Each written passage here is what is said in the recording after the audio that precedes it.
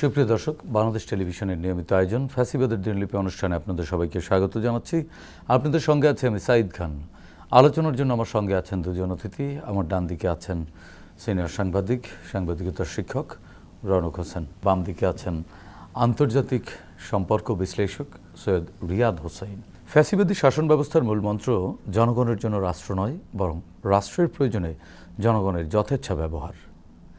এখানে শাসক তার ক্ষমতা দীর্ঘস্থায়ী করতে জনগণের উপরে চাপিয়ে দেয় নিজস্ব মতবাদ, কারণে অকারণে করে বল প্রয়োগ।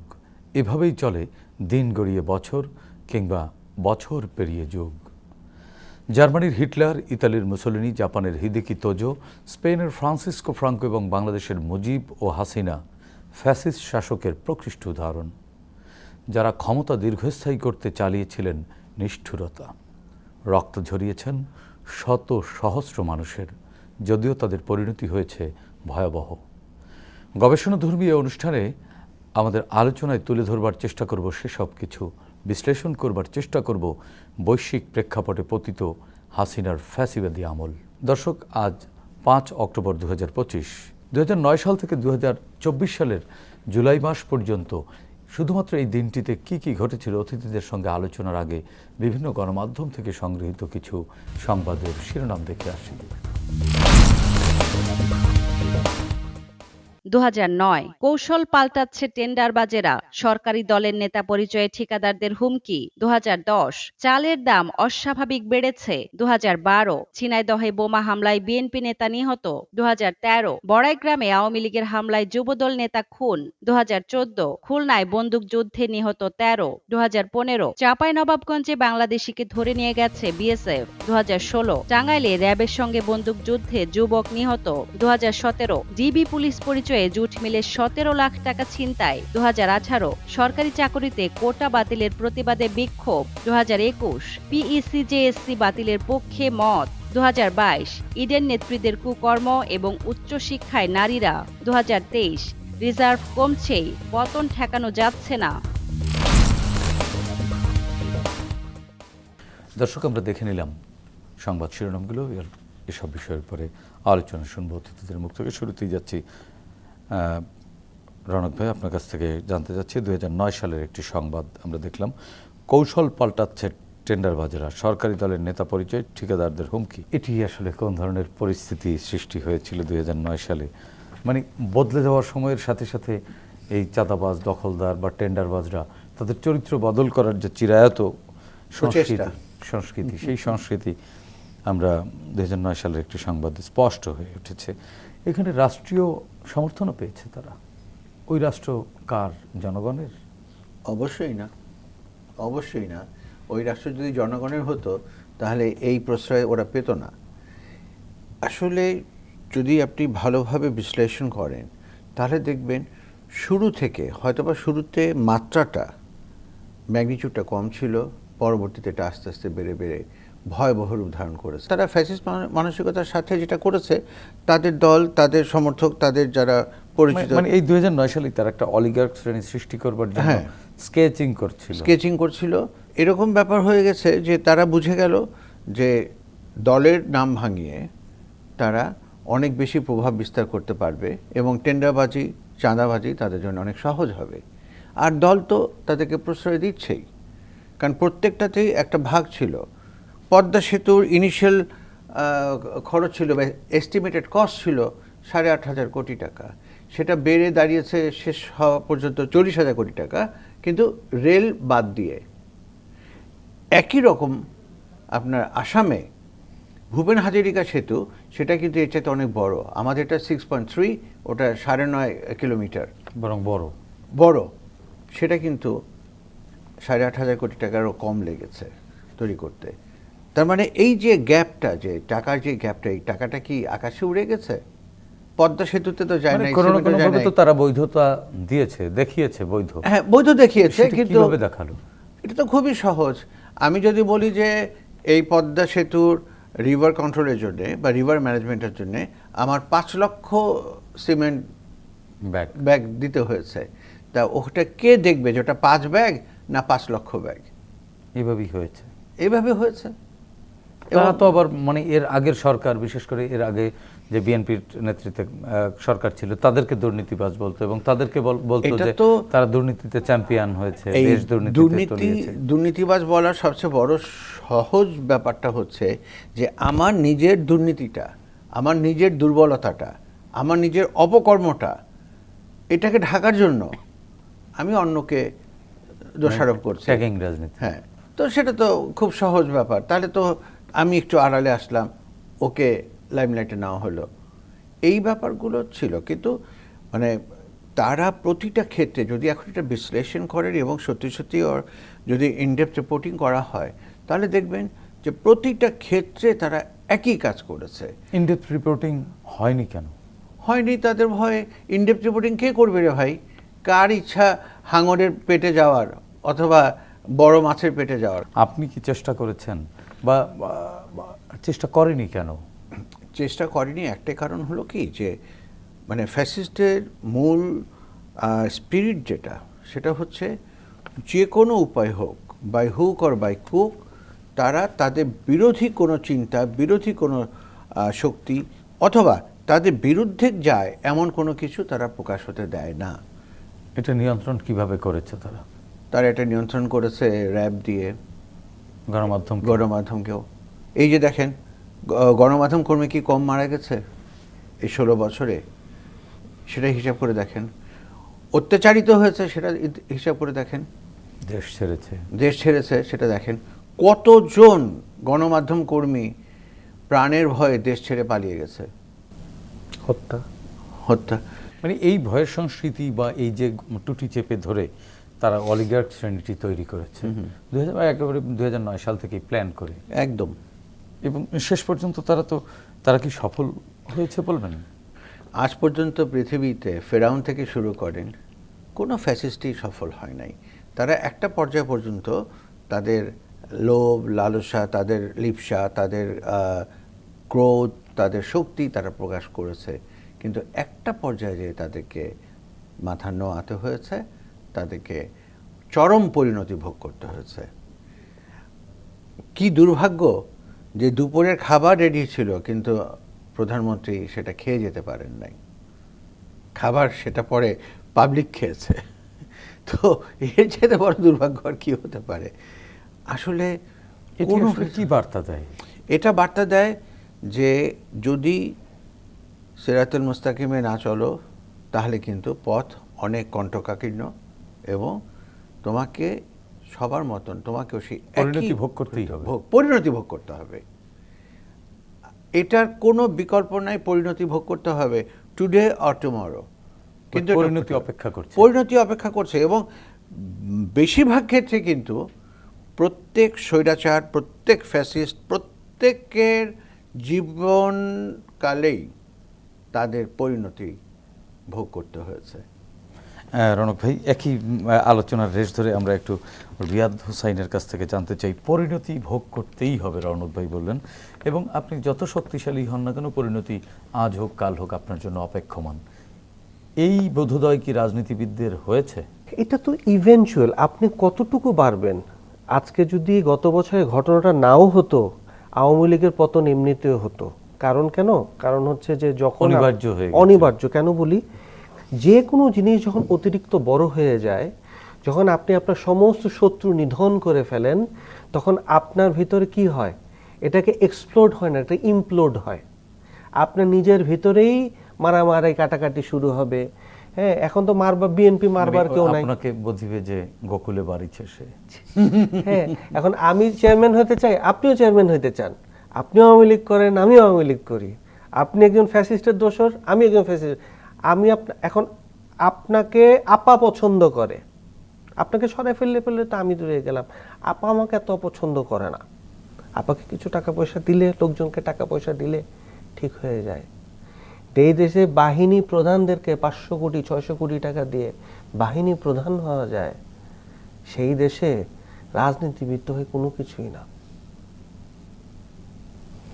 সেই বোধোদয় কি হয়েছে যারা রাজনীতি করছেন?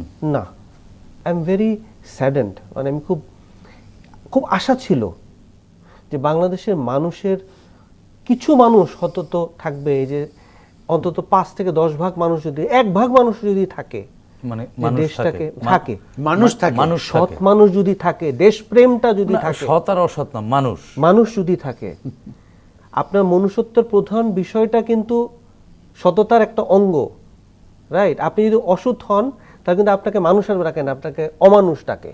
তাহলে কি দেশে মানুষ কমে গেছে? কমে গেছে। কারণ যারা মানুষ হিসাবে থাকতে চায়, ভালো থাকে, তারা যখন দেখে যে এই দেশে তারা অসহায়, তারা চিন্তা করে ঠিক আছে, আমার একটা জিনিসকে আমি আত্মদান বলি দিয়ে আমি বিদেশ চলে যাই। মানে দুই পক্ষই বিদেশ চলে যায়। দুই পক্ষই বিদেশ চলে যায়। আমি এক অদ্ভুত জিনিস, এই দেশটাকে কেউ ভালোবাসতে আর কাউকে দেখি না।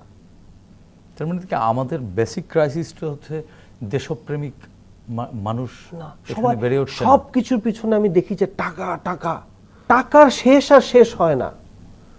আপনি এত টাকা দিয়ে কি করবেন? এক জীবনে তো এক জীবনে কত হয় না। প্রয়োজন। কত প্রয়োজন। রাজনীতি আলোচনা করতে গেলে আপনি রাজনীতি কি কি বিষয় নিয়ে আলোচনা করবেন? দেশ, আপনার কিছু থাকতে হয়, you are socialist, you are a liberal, you are a right wing, you are a left wing. আপনি এগুলো সব কিছুই করছেন যেন সোসাইটিকে আপনি ভালো করতে পারেন, দেশটাকে উন্নয়ন করতে পারেন। আপনি আপনার দেশের উন্নয়ন চাচ্ছেন, মানুষের জীবনকে উন্নতি করতে যাচ্ছেন, ভালো থাকতে চাচ্ছেন। এই ভালোর ফলে কিন্তু আপনাকে ইতিহাস মনে রাখবে। আপনি একটু আগে যেটা বলছিলেন, শেখ হাসিনা দুর্নীতি বলতো, এটা কেন করতো জানেন তিনি? টেল এ লাই 1000 times it seems to be true. আপনি যখন ইতিহাস কাটাবেন, আপনি যখন ধরেন মোগল সাম্রাজ্যর এবং অন্যান্য ধরেন 300-400 বছর আগে যখন ইতিহাস ঘাটাতে যাবেন, তখন শুধু দেখবেন কিন্তু আপনার ব্ল্যাক অ্যান্ড হোয়াইটটাকে আপনি দেখবেন। উনি রেটোরিকটা কন্টিনিউয়াসলি বলতো যেন বিএনপি ইতিহাসে রচিত হয়েছে একটা দুর্নীতিবাজ দল। তার থেকে যে বড় দুর্নীতি তারা করেছেন, ও জিয়া অরফেনেজ ট্রাস্টের কথা বলতেন। আরে ওখানে কত কোটি টাকার কথা, 2-2.5 কোটি টাকা না কত টাকা, তো তাদেরটা, হ্যাঁ তাদের তো হাজার হাজার কোটি টাকা বেরোচ্ছে। আপনি অটিস্টিক চিলড্রেনের কথা বলে 100 কোটি টাকা ডোনেশন। না, এখানে একটা কথা আমি জাস্ট ইন্টারাপ্ট করি, যে 2 কোটি টাকা এবং সেই 2 কোটি টাকার 1টি টাকা স্পর্শ করা হয়নি, সেটা ব্যাংকে থেকে থেকে সুদে আসলে এখন 6 কোটি টাকা হয়েছে। কিন্তু এরকম বলা হয়েছে এতিমদের টাকা মেরে খাচ্ছে। হ্যাঁ, এই যে ক্লিশেটা যে উনি তৈরি করছিলেন, এগুলো রেটোরিক্স। হ্যাঁ, এবং তাকে তার শুনেন, তাকে একটা জায়গায় আমি শ্রদ্ধাবোধ করি, she is a very sharp lady. আপনার প্রতিপক্ষকে আপনার শ্রদ্ধাবোধ এই জন্য করতে হবেই।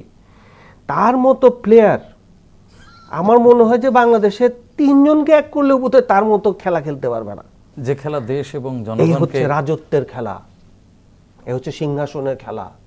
There are no rules, there are no laws, there is nothing called politics, nothing called democracy. These are just rhetorics. People want to hear ক্ষমতাই মূল। democracy. হ্যাঁ, ক্ষমতাই মূল। তো এই এবং মানসিকতা উনি এই মানসিকতা ভেঙে দেওয়ার জন্যই তো 24 কিন্তু ভেঙেছে। যারা করেছে তারা কি এটাকে সফল করতে পারলো? সেই একই জিনিস, মুখে মিষ্টি কথা, তলে দিয়ে 100 কোটি টাকা, 1000 কোটি টাকা, হাঁস মুরগি কচ্ছপ, 4টা শো ওয়েস্টিন, এটা সেটা, দৈনন্দিন জীবনযাপন, কারো মাসে 1 কোটি টাকা, কারো 500 কোটি টাকা, একই পথে তো হাঁটলেন। তো তাদেরকে দেখার জন্য যে মুরব্বীরা যারা ছিলেন, তারা দেখে বলতে পারলেন না কি ব্যাপার, তোমরা এগুলো কেন করছো? কে মুরব্বী? 1000 গুণ সৎ হতে পারে না, কিন্তু আপনার আশেপাশে সবাই যদি অসৎ হয়, the blame falls on you, it is only on you. ইতিহাস আপনাকে ওইটার জন্যই মনে রাখবে, not because you are honest, because আপনার আন্ডারে যারা ছিল সবাই অসৎ কাজ করেছে। আপনি চোখে নাক মুখ সব বন্ধ করে আপনি সেটাকে আপনার নিজের স্বার্থের জন্য, আপনার ক্ষমতার জন্য আপনি সেটাকে টলারেট করে সেটাকে প্রশ্রয় দিয়েছেন। অনেকে তো শেখ হাসিনাকে ওইভাবে সৎ বলেন, তাহাজ্জুদ নামাজ পড়তেন, তাহাজ্জুদ পর্যন্ত পড়তেন। তো অনেকেই তো বলেন যে শেখ হাসিনা সৎ, তার আশপাশের মানুষের জন্য তিনি ডুবেছেন। এই কথাটা কি সঠিক? না, এটা কিছু লোক তাকে এই জিনিসটাকে উপরে তোলার জন্য, তোষামত করার জন্য, ভাই উনি তোষামত যেরকম পছন্দ করতেন, হ্যাঁ মানুষও তাকে খুব তোষামত করতো, কারণ কিন্তু একটা ডিক্টেটর, ফ্যাসিস্ট ডিক্টেটর হিসেবে দ্বারা হয়ে গেছে, সবাই সেটা জানতো। এবং উনি সবাইকে যখন বলে বসতেন, উনি সবাইকে এমনভাবে, আপনি দেখেছেন কি না জানি না, আমার কিন্তু দেখার সেই সৌভাগ্যটা হয়েছিল, তার সামনে সবাই মাটির নিচে বসে থাকে। শেখ হাসিনার সামনে? হ্যাঁ, আমি নিজের চোখে একজন অনেক বড় নেতাকে দেখছি, তার পায়ের নিচে বসা থাকে না, পোষ্য যেরকম, একটা পশু যেরকম আপনি আদর করেন, এভাবে তার পায়ের নিচে বসা, উনি বসে সে পরের ধাপের কি কি করতে হবে। আমার চোখে দেখা জীবনের আমি এই দৃশ্য দেখব এটা আমি ভাবতে পারিনি। দেখে আমি আশ্চর্য হয়ে গিয়েছিলাম। উনি আওয়ামী লীগের তাবড় তাবড় সব নেতাদেরকে উনি যেটা বলতেন, উনি বয়সে বড় হোক, হ্যাঁ, হুকুমদাতার মতো, মানে আমরা তো বলি প্রধানমন্ত্রী, আর তো বাদশাহ, উনি যাহা বলিবেন তাহাই হইবে। প্রেসিডেন্ট এরশাদ সাহেব একটা একান্ত বৈঠকে আমাকে বলেছিলেন, সে সব বুঝে, পারলে তো নিউক্লিয়ার পাওয়ার বোমা বানায় ফেলতে পারে সে, তাকে বুঝ দেওয়া কিছু যায় না রে বাবা। আমি ওনাকে প্রশ্নটা এটাই ছিল, আঙ্কেল আপনি এটা বুঝাতে পারেন না? কি বুঝ দেব, বুঝো তাকে, বুঝো বুঝো না, সে এমন জিনিস। জি জিৎ ভাই, আরেকটি সংবাদ আপনার সামনে আনতে চাই, সেটি হচ্ছে 2012 সালের খবর, ঝিনাইদহে বোমা হামলায় বিএনপি নেতা নিহত। এই হামলা কে করলো, কার উপরে করলো? প্রথমত হচ্ছে যে ওনাদের কিন্তু দুটো জিনিসে অত্যন্ত পারদর্শী ছিলেন। একটা হচ্ছে ওপোনেন্টকে ধরেন হত্যাযোগ্য করা, সবাইকে বলে দেওয়া যে তুমি একে মারো ওকে মারো। উনি আরেকটা জিনিস খুব খারাপ করতেন, সেটা হচ্ছে নিজে বোমা ফাটায় কিন্তু বলতেন বিএনপি বোমা ফাটাইছে। এবং এই যে বাসপুরা 2008-এ তো বাসপুরা তো ধরাই পড়লো যে শাহবাগে গান পাউডার দিয়ে এটা করেছেন। অনেকে তো বলে 21শে আগস্টের গ্রেনেড হত্যাও তো নিজেদের আত্মকেন্দ্রিক একটা মানে বিষয় ছিল, যেটা কিনা খুবই কন্ট্রোভার্সিয়াল। বিএনপিতে বোমা হামলার যে বিষয়, ঝিনাইদহ কিন্তু খুব সেন্সিটিভ একটা এলাকা, এবং খুব এখানে ধরেন মারামারি কাটাকাটি সবসময় এই ঝিনাইদহের এই পার্টিকুলার ইনসিডেন্টটাতে মোটামুটি বলতে পারেন যে বিএনপির, যেহেতু ঝিনাইদহ বর্ডার এরিয়া, এখানে বিএনপি জামাত কিন্তু অত্যন্ত শক্ত অবস্থানে থাকতো সবসময়, তাদেরকে একেবারে নির্মূল করে দেওয়া। ঝিনাইদহ আপনি একটা ডিস্ট্রিক্টের কথা বললেন, হাজার হাজার বিএনপি কর্মীকে তারা নিধন করেছে, যেটা কিনা ধরেন মানে কেউ আর থাকতে পারবে না। কিন্তু সবাইকে আপনি সব মেরে ফেলেন, কি লাভ হলো? মানুষ দাঁড়ায় নাই, জনগণ দাঁড়ায় নাই, না হয় তার বিপক্ষে কিছু দাঁড়িয়েছে, তার পক্ষে একজনও দাঁড়াতে পারেনি, কেউ দাঁড়াতে পারে না। কিন্তু এখন আবার একটি শ্রেণী দাঁড়াবার চেষ্টা করছেন, নানানভাবে তাকে নর্মালাইজ করবার চেষ্টা করছেন, আওয়ামী লীগকে প্রাসঙ্গিক করবার জন্য নানামুখী উদ্যোগও আমরা দেখি, কথাও আমরা শুনি, মাঝে মাঝে দুই একটি আলাপ আলোচনা ফাঁসও হয়। এটি আসলে আপনি কিভাবে দেখেন? আমাদের সামনের সময়টা কেমন হবে? আমাদের সামনের সময়টা অত্যন্ত সাংঘর্ষিক, অত্যন্ত সাংঘর্ষিক হবে। কিরকম? আমি আপনাকে আগেও বলেছি যে একটা দেশে সিভিল ওয়ার তৈরি করার জন্য 3টা উপাদানের প্রয়োজন হয়, অর্থ, অস্ত্র, মানুষ। এই তিনটাই তাদের আছে, এবং তাদেরকে অনেক ক্ষেত্রে ট্রেনিং দিয়ে আমাদের 71-এর যুদ্ধের যে কাহিনীটা ছিল, হ্যাঁ, যে মুজিব বাহিনী তৈরি করা, এই বাহিনীগুলো তৈরি করা, খাগড়াছড়ির ইনসিডেন্ট তো আপনি দেখলেনই, হ্যাঁ, আমাদের দেশে অস্থিতিশীল করে রেখে অন্য দেশরা যে লাভবান হবে, হ্যাঁ, এটা তারা করবেই। এবং সাম্প্রতিক এই পূজার মধ্যে আরেকটি জিনিস খেয়াল করেছেন কিনা, পিরোজপুরে একজন সনাতন ধর্মাবলম্বী শিক্ষককে হাতুড়ি পেটাকে বা কারা করেছে হেলমেট মাথায় পরে। ওই শিক্ষক প্রথমবার বলেছেন যে তিনি কাউকে চিনতে পারেননি, এরপরে কিন্তু তিনি বিএনপির স্থানীয় কয়েকজন নেতার নাম তার মুখ থেকে বলানো হয়েছে। আবার একটি পক্ষ এই হামলার প্রতিবাদে রাস্তায় বিচারের দাবিতে নেমে গেল, আটক হলো। আবার প্রতিবেশী রাষ্ট্র ভারতের বেশ কিছু মিডিয়ায় দেখলাম এটি বেশ ফলাও করে প্রচার করা হচ্ছে। এখানে আপনাকে সিচুয়েশন যদি তৈরি করা না হয়, তাদেরকে যদি ওই যে বললাম আত্মকেন্দ্রিক যদি না করেন, আপনি যদি এই হত্যাকাণ্ড, এই ধরনের ইস্যু, হামলা যদি আপনারা তৈরি না করেন, হ্যাঁ, সব যদি সমান হয়ে যায়, তাহলে তো আর কিছু বলার রইল না। তারা কি বলতে পারবে যে মাইনরিটিদেরকে অপারেশন করা হচ্ছে না? এখন তাকে যে পিঠেছে মুখোশ পরে যায়, মুখোশে পেয়েছে যে সন্ত্রাসী, হ্যাঁ, তো এখন বিএনপি যদি করে তো বিএনপির কি লাভ, জামাতের কি লাভ? তারা তো সামনে ক্ষমতায় আসার জন্য তৈরি হয়ে আসতেছে। তারা কি চেষ্টা করবে যে এই ধরনের ঘটনা করে নিজের গায়ে কেউ নিজে আঁচড় দেয়? তার মানে আমাদের এখানে তৃতীয় পক্ষ এখনো বেশ সক্রিয়। অবশ্যই।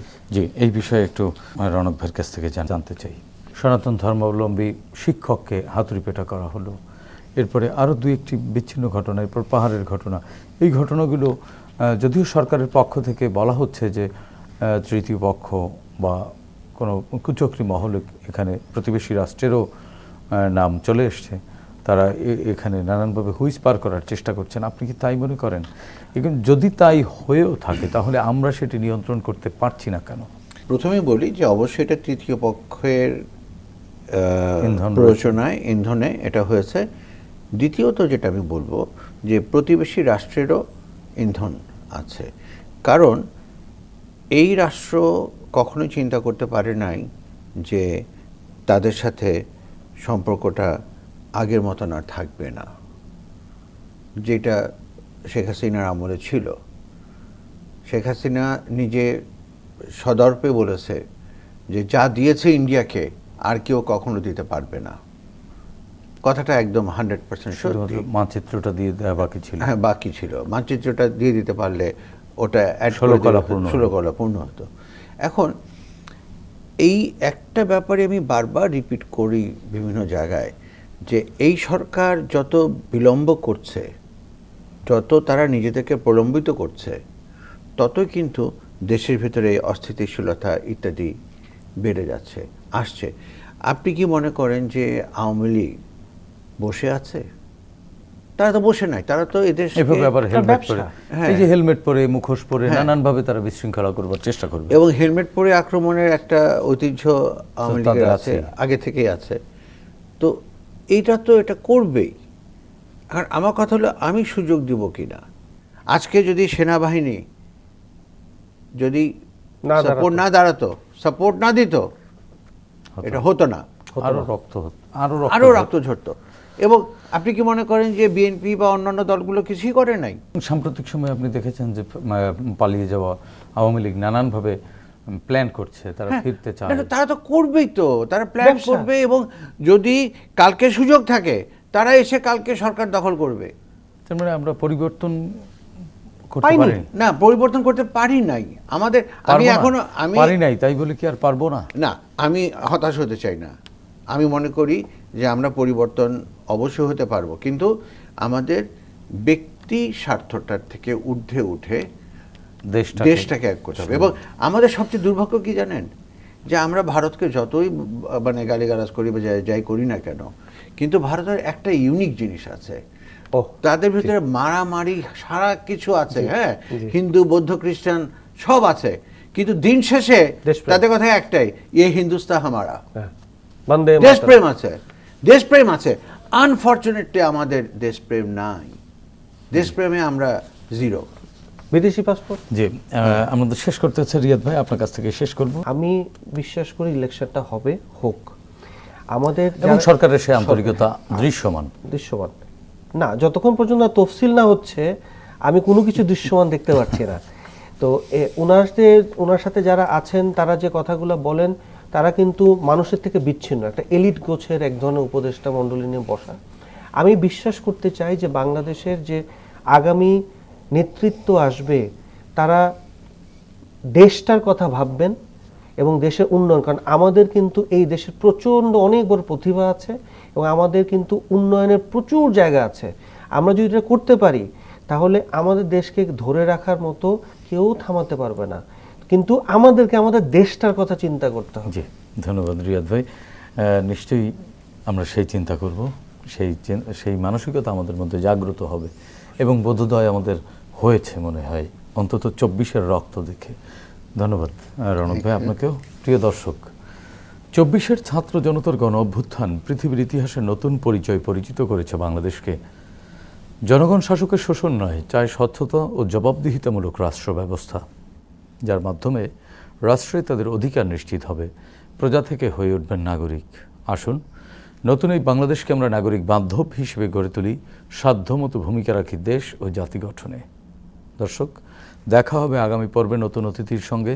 ততক্ষণ পর্যন্ত ভালো থাকুন, সুস্থ থাকুন, বাংলাদেশ টেলিভিশনের সঙ্গেই থাকুন। খোদা হাফেজ।